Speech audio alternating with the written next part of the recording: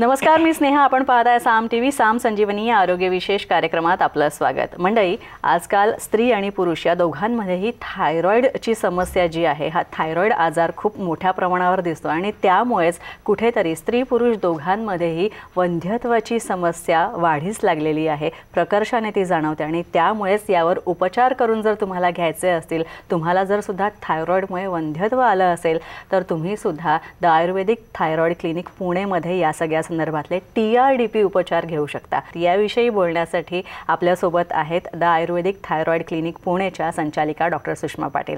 डॉक्टरांचं स्वागत करूया. डॉक्टर सुषमा, स्वागत तुमचं.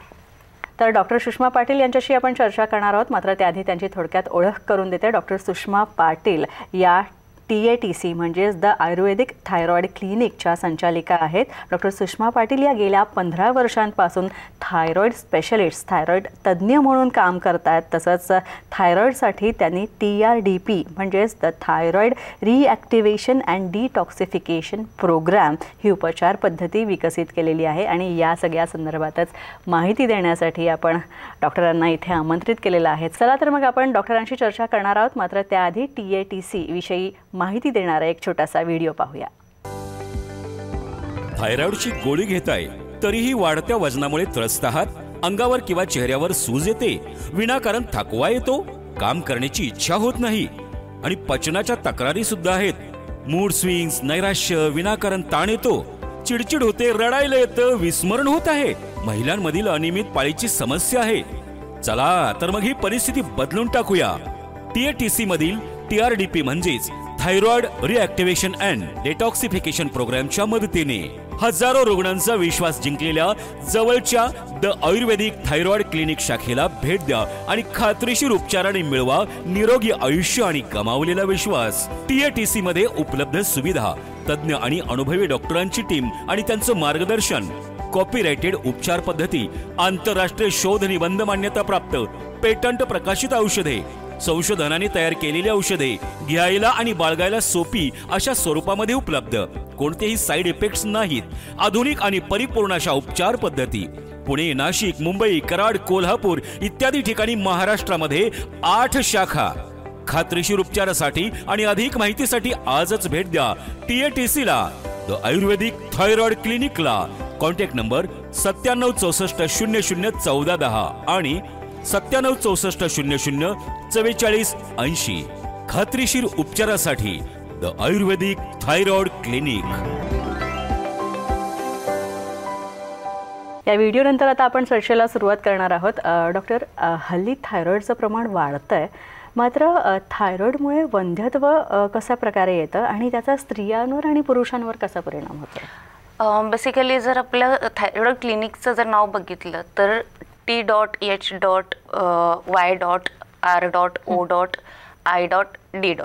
म्हणजे काय तर थायरॉइड बरोबर तुम्हाला हायपरटेन्शन, रुमॅटिक डिसऑर्डर म्हणजे वाताचे आजार, ओबेसिटी वजन वाढणं, इनफर्टिलिटी म्हणजे जे वंध्यत्व आहे ते, आणि डायबिटीस हे होण्याचे चान्सेस नॉर्मल माणसांपेक्षा जवळपास 3 ते 5 पटीने अधिक असतं.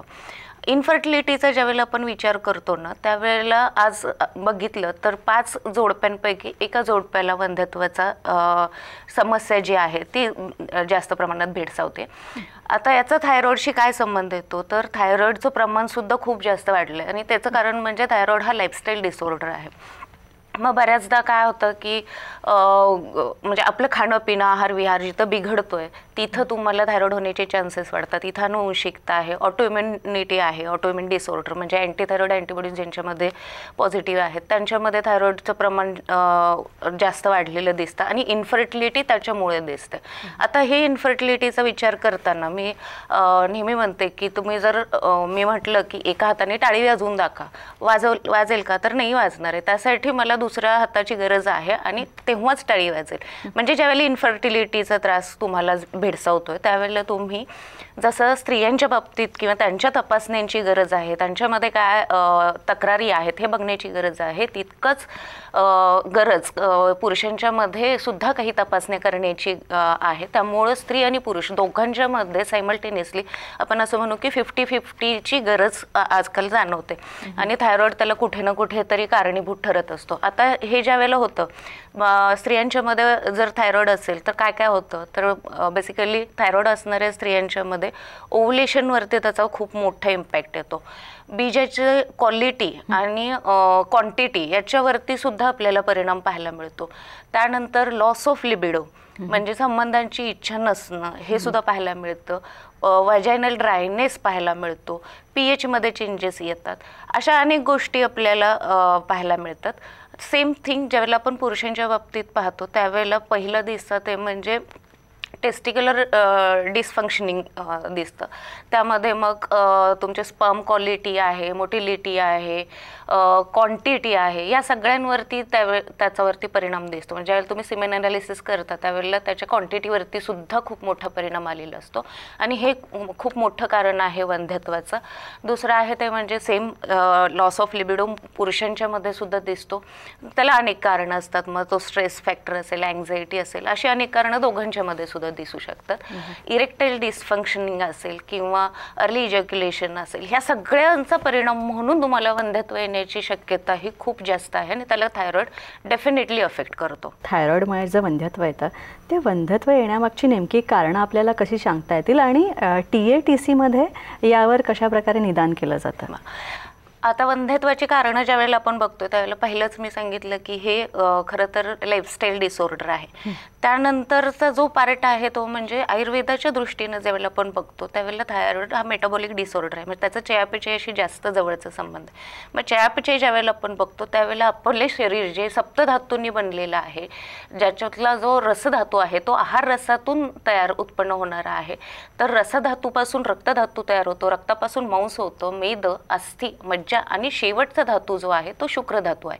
म्हणजे जिथं रसधातू बिघडतो तिथं रक्तावरती त्याचा परिणाम होतो, मांस, मेद, अस्थि म्हणजे बोन्सवरती परिणाम होतो, मज्जेवरती परिणाम होतो आणि शेवटी जाता तुमच्या शुक्रावरती परिणाम होतो. मग आता शुक्र म्हणजे फक्त पुरुष बीज आहे का, तर नाही, ते स्त्री बीज सुद्धा आहे. त्यामुळे त्याची क्वालिटी जी आहे किंवा क्वांटिटी सुद्धा, तर याच्यावरती खूप मोठा परिणाम आपल्याला दिसून येतो. त्यानंतरचं जर बघायला गेलं तर आजकालच्या म्हणजे नवीन जनरेशन, नवीन पिढीमध्ये करिअर आणि या ओरिएंटेशनमुळं किंवा IT क्षेत्रात काम करणारे जे पीपल्स आहेत त्यांच्यामध्ये लेट मॅरेजेस होतात. लेट मॅरेजेस झाल्यानंतर मग ज्यावेळेला ते प्रेग्नन्सीचा विचार करतात त्यावेळेला ते ऑलरेडी 32 क्रॉस करून गेलेले असतात. अशा वेळेला अगेन तुमच्या AMH वरती त्याचा परिणाम होतो, मेन्स्ट्रुअल डिस्टर्बन्सेस होतात आणि तिथं कुठेतरी कन्सेप्शनला प्रॉब्लेम येतो. हे बेसिक आहे.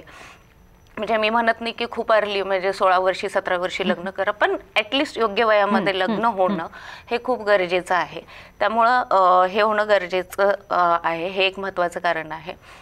स्त्रियांच्यामध्ये मासिक पाळीमध्ये डिस्टर्बन्सेस असणं किंवा खूप जास्त फ्लो जाणं, कमी फ्लो जाणं याचा परिणाम होतो. ओव्हुलेशन व्यवस्थित नसणं, काही वेळेला युट्रेन डिसफंक्शनिंग किंवा डिफॉर्मिटीज दिसतात मध्ये मध्ये, त्याला सेप्टम असणं किंवा फायब्रॉइडसारखे इश्यू असणं, याच्यामुळं सुद्धा गर्भधारणेला प्रॉब्लेम येऊ शकतो.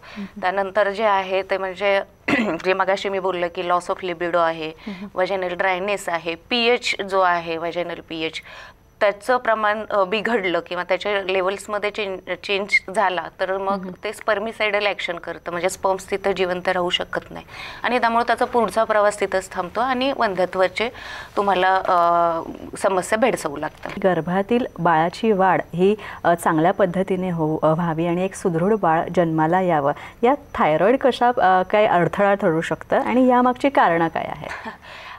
हे जर बघितलं तर मी म्हटलं ना की थायरॉइड खूप मोठा परिणाम करतो. त्यामुळं जेवढ्या तुमच्या थायरॉइडच्या हार्मोन्स किंवा T3, T4, TSH या लेवलमध्ये जेवढे तुमचे बदलाव येणार आहेत, चेंजेस येणार आहेत, तेवढा तुमच्या ओव्हरऑल संपूर्ण शरीरावरती अफेक्ट करणारा, रादर साईड इफेक्ट करणारा किंवा त्रास देणारा जो आजार आहे तो म्हणजे खरं तर थायरॉइड आहे. त्यामुळं तो प्रोडक्टिव्ह सिस्टीमवरती सुद्धा वाईट परिणाम करतो आणि त्यामुळं मग कन्सेप्शनला प्रॉब्लेम येतो. इवन जर तुम्हाला गर्भधारणा राहिलीच तर त्यानंतर तुमच्या बाळामध्ये IUGR म्हणजे इंट्रायुटेराइन ग्रोथ रिटार्डेशन म्हणजे बाळाची वाढ व्यवस्थित न होणं, मग त्याच्यानंतरचा जो पार्ट आहे तो म्हणजे अर्ली मिसकॅरेज होणं, की म्हणजे दुसरा तिसरा महिना आहे किंवा आत्ता जस्ट तुम्हाला समजले आणि काही कारण नाही आहे बाबा, प्रवास नाही झाला, काही नाही झाले, पण मिसकॅरेजेस होणं किंवा रिपीटेड मिसकॅरेजेस होणं हे सुद्धा होतं. प्री मॅच्युअर डिलिव्हरी हे आपल्याला पाहायला मिळतं आणि हे सतत वारंवार झाल्यामुळं पुढे जाऊन सर्वायकल कॅन्सरपर्यंत सुद्धा ही गोष्ट जाते. अर्थात इथं घाबरवण्याचा अजिबात हेतू नाही आहे, पण हे आपल्याला जितकं आपण छोटी गोष्ट समजतो ना ती तितकी छोटीशी पण नाही आहे. त्याला थोडंसं आपण सिरियसली किंवा एक काय म्हणतो काळाची गरज, शरीराची गरज म्हणून त्याकडे पाहणं खूप गरजेचं आहे. त्याबरोबरीनं मतिमंदत्व, मुलांच्या मध्ये मतिमंदत्व सुद्धा यायला लागतं. या सगळ्या कॉम्प्लिकेशन्स आपल्याला ड्युरिंग प्रेग्नन्सी दिसतात. त्यानंतर हे सगळं झालं आणि आपण प्रायमरी इन्फर्टिलिटीविषयी बोलतोय तर खूपदा काय होतं की मी म्हटलं की लेट तुम्ही विचार करता कन्सेप्शनचा, मग त्यामुळं गडबड असते. मग IUI किंवा IVF सारखे विचार केले जातात म्हणजे टेस्ट बेबीचं. तर यात पहिलं तर फेल्युअर खूप मोठं आहे, पण तरीसुद्धा त्यातून जर राहिलं तर खूपदा ट्विन प्रेग्नन्सी राहण्याचे चान्सेस वाढतात. आणि खरं तर आयुर्वेदाच्या दृष्टीने किंवा आयुर्वेद ज्यावेळेला सांगतो त्यावेळेला ट्विन प्रेग्नन्सी ही एक विकृती आहे, वाताची विकृती आहे. आणि आपण जर बघितलं तर जुळ्याचं दुखणं हे म्हण आहे. त्यामुळं कसं होतं जर रुटीनमध्ये सुद्धा पाहिलं तर ज्यावेळेला ट्विन्स असतात त्यावेळेला एक खूप हेल्दी असतं आणि एक आजारी असतो किंवा एक आजारी पडला तर दुसरा पण आजारी पडतो. तर हे पण आपल्याला लॉंग टर्ममध्ये दिसणारे साईड इफेक्ट आहेत किंवा आपण कुठेतरी त्यांच्या हेल्थला, इम्युनिटीला हॅम्पर करण्याचे प्रयत्न थायरॉइड आणि इन्फर्टिलिटीद्वारे केले जातात. त्यानंतर एवढं करून तिथं बीजेची क्वालिटी जर शुक्रच चांगला नसेल तर बीजेची क्वालिटी सुद्धा तेवढीच खराब असणार आहे. त्यामुळं मग ही मुलं त्यांचे माइलस्टोन्स आणि या सगळ्यांवरती त्याचा परिणाम होतो. अशा खूप काय म्हणतो आपण खूप लेवल्सवरती आपल्याला याचे दुष्परिणाम जाणवतात. आणि मला हा सांगायला खूप आनंद वाटतो की TATC म्हणजे द आयुर्वेदिक थायरॉइड क्लिनिकमध्ये TRDPच्या मदतीने आपण या सगळ्यांवरती मात करून नॅचरल प्रेग्नन्सीसाठी मदत करतो. आणि ही मुलं जी आयुर्वेदिक बेबीज आहेत हे अतिशय चंट असतात आणि खूप म्हणजे चांगले रिव्ह्यूज जे आहेत ते आपल्याला पाहायला मिळतात. आपण अशा काही व्यक्तींच्या प्रतिक्रिया पाहूया ज्यांना थायरॉइडमुळे वंध्यत्वाची समस्या होती, मात्र TATC मध्ये उपचार घेतल्यानंतर त्यांची ही समस्या पूर्णपणे सोडवली गेली. नमस्कार, माझे नाव अनिल सुधाकर गुडके. मी इथे द आयुर्वेदिक थायरॉइड क्लिनिकमध्ये आलो होतो ट्रीटमेंटसाठी, थायरॉइडसाठी. तर तेव्हा माझी 5 mgची गोळी चालू होती आणि तेव्हा मला त्रास, माझे वेट लॉस व्हायचा, माझ्या डोळ्यावर इफेक्ट आला होता आणि म्हणजे खूप अस्वस्थपणा जाणवायचा. मग तेव्हा मी इथे ट्रीटमेंट घेतली आणि 2 महिन्यानंतर माझी गोळी पूर्णपणे बंद झाली आणि मी इथे पंचकर्माची पण ट्रीटमेंट घेतली. त्याच्याने पण खूप मला फरक पडला आणि खूप आराम भेटले. आणि आता मी 6 वर्षांनी इथे आलो तरी माझ्या 6 वर्षामध्ये पूर्ण रिपोर्ट माझे नॉर्मल येत आहेत आणि काही प्रॉब्लेम वाटत नाही, चांगलं वाटतं. थँक्यू. एक छोटासा ब्रेक.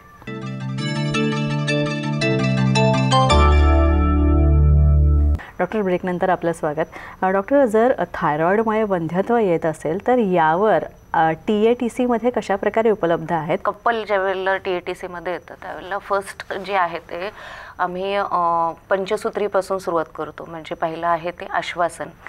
आश्वासन म्हणजे ज्यावेळेला त्यांना आपण बोलतं करतो, त्यांच्या दोघांचे पण काही स्वतःचे प्रॉब्लेम्स असतील, काही पर्सनल असतील, काही रिपोर्ट वाईज असतील, त्या सगळ्या गोष्टी आहेत. त्यानंतरचा जो पार्ट येतो तो म्हणजे निदानाचा.